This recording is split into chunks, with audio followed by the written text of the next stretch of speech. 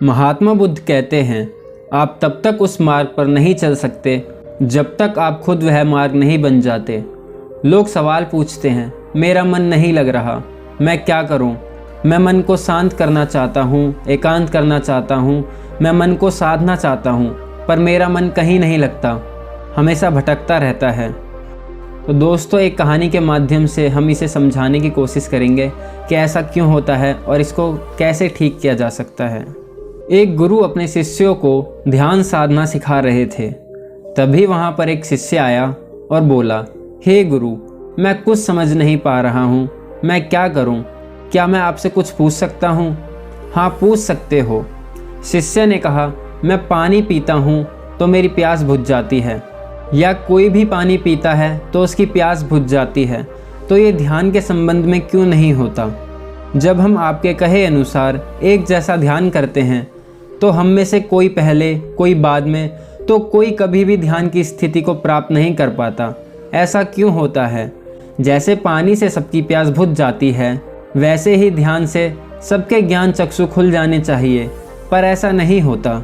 गुरु ने कहा, कल किसी ने भोजन पर हमें आमंत्रित किया है, कल तुम मेरे साथ चलना, मैं तुम्हारे सभी प्रश्नों का उत्तर वहीं दूंगा। तो अगले दिन दोनों गुरु और शिष्य भोजन के लिए एक धनी व्यक्ति के घर पहुंचते हैं।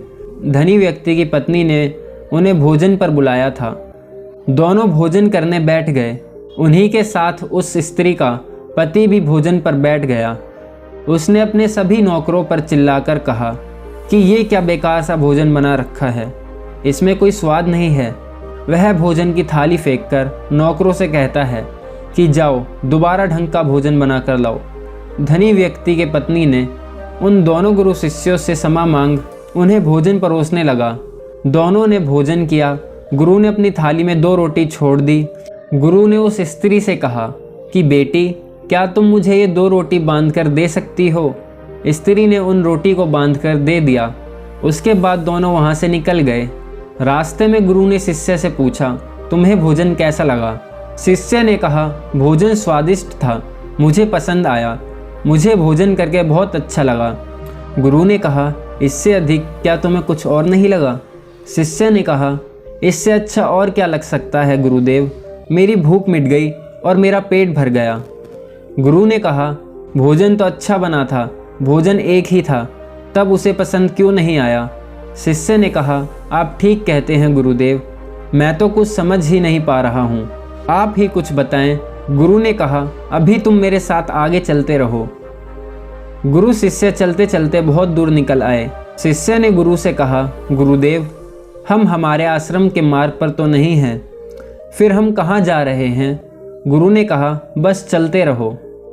बहुत दूर चलने के बाद एक व्यक्ति जिसके कपड़े फटे हुए थे वो गुरु के सामने आ गया और उनके चरणों में गिर गया और कहने लगा, हे परमात्मा, मेरी मदद करो, मैं 3 दिन से भूखा हूँ, मैंने कुछ नहीं खाया है, आप कृपया कर मुझे कुछ खाने को दें।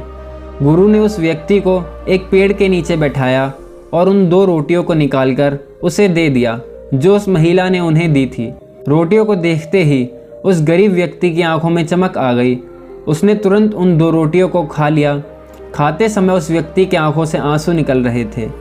वह रो रहा था और खाता जा रहा था और हाथ से इशारा कर रहा था, जैसे वह किसी अदृश्य शक्ति को कह रहा हो कि तेरा धन्यवाद उस रोटी के लिए। खाने के बाद उसने गुरु को प्रणाम किया और धन्यवाद कहा। गुरु ने उस व्यक्ति से पूछा कि भोजन का स्वाद कैसा है? उसने कहा, स्वाद तो कहीं था ही नहीं, केवल जीवन था, परमात्मा और ईश्वर था। ये रोटियां नहीं थी, यह तो साक्षात जीवन था। यह कहकर वह व्यक्ति वहां से चला गया। गुरु ने शिष्य से कहा, देखो, भोजन वही था, तुम्हें भोजन पसंद आया है, लेकिन वही इस व्यक्ति को इस भोजन में स्वाद नहीं आया, बल्कि वह इसमें ईश्वर, परमेश्वर और जीवन को देख रहा है। इससे पता चलता है कि व्यक्ति और भोजन के तृप्ति में भी अंतर है। पहले व्यक्ति की इसमें कोई तृप्ति नहीं होती, तुम्हें थोड़ी तृप्ति होती है, और इस व्यक्ति को अनंत तृप्ति होती है। ऐसा ही ध्यान के संबंध में होता है। जिसको जितनी ज़्यादा प्यास होती है वह उतनी ही जल्दी मार्ग बना लेता है। उस शिष्य को जिज्ञासा का समाधान हो गया था। उसके प्रश्नों का उत्तर मिल गया, लेकिन हमें हमारे प्रश्नों का उत्तर नहीं मिला। प्रश्न था, मन क्यों नहीं लगता? जो लग जाए वह मन नहीं है। मन का स्वभाव ही भागना है। जब हमारे पास कोई चीज़ अत्यधिक होती है तब मन उससे भागने लगता है। जैसे उस धनी व्यक्ति का मन जो उस भोजन से भाग रहा था, जो उसके लिए आम बात थी। लेकिन जब कोई चीज़ हमारे पास सीमित मात्रा में होती है और हमें वह आसानी से भी मिल जाती है, तब हमारा मन उससे जुड़ा भी रहता है और हम उस चीज़ की थोड़ी बहुत अहमियत भी रखते हैं। जैसे उस शिष्य का मन जो उस भोजन से थोड़ा बहुत जुड़ा हुआ था, तो उसने उस भोजन के स्वाद को भी जाना। लेकिन जब हमें कोई चीज़ चाहिए होती है और वह हमारे पास नहीं होती, तो पहले हमारा मन उस चीज़ के लिए बहुत लालच करता है। वह हर हाल में उसे पा लेना चाहता है। लेकिन जब कोई चीज़ प्राणों से जुड़ी हो, जैसे कि वह 2 रोटी, और जब बात प्राणों पर आ जाए तब मन गायब हो जाता है। तब आप स्वाद नहीं देखते, भोजन का प्रकार नहीं देखते, तब आपको सिर्फ भोजन चाहिए होता है। तब आप एकाग्र हो जाते हैं भोजन के लिए, जो मिले उसी में आपको संतुष्टि मिल जाती है। स्वाद हो या ना हो, आपके प्राण अंतर तक उसे स्वीकार कर लेते हैं। और यह तब होता है जब मन नहीं होता। हम हमारे मन को लगाने की तो बहुत कोशिश करते हैं। कुछ पढ़ाई में लगाने की कोशिश करते हैं, तो कुछ लोग अपने काम में लगाने की कोशिश करते हैं। लेकिन आपने देखा होगा कि मन कहीं नहीं लगता और यह लग भी नहीं सकता, क्योंकि इसका काम किसी चीज़ में लगना है ही नहीं, बल्कि इसका काम है आपको इधर से उधर भगाना। एक चीज़ आपको मिली तो दूसरी चीज़ पर ले जाना, दूसरी चीज़ आपको मिली तो तीसरी चीज़ पर ले जाना। मन संतुष्टि को नहीं जानता है, वह केवल पाना जानता है। पाने के बाद भूलना जानता है। जो मिल गया है उसे छोड़ने की आदत होती है, जो छूट गया है उसे फिर से पा लेने की आदत मन की होती है। अपनी ज़िंदगी के पिछले हिस्सों को देखें और जानें कि क्या आपका मन कहीं लगा है, कहीं रुका है, या वह केवल आपको अभी तक भगा रहा है और आप भी भाग रहे हैं। अब सवाल आता है कि अगर मन का काम भागना या भगाना है, तो क्या ज़िंदगी भर हम भागते ही रहेंगे? क्या हम कहीं नहीं रुकेंगे? ध्यान से देखो तो ज़िंदगी ऐसी ही है। जन्म से लेकर मृत्यु तक इंसान भागता ही रहता है, कभी किसी चीज़ के पीछे तो कभी दूसरी चीज़ के पीछे। लेकिन फिर भी कुछ इंसान अपवाद हो जाते हैं, फिर वह रुक जाते हैं। वह भागना तो बंद कर देते हैं, तब चीज़ें उनके पीछे भागती हैं। वह किसी चीज़ के पीछे नहीं भागते हैं। इसका सबसे बड़ा उदाहरण गौतम बुद्ध हैं। हम आम लोग कैसे अपने जीवन में ठहराव ला सकते हैं?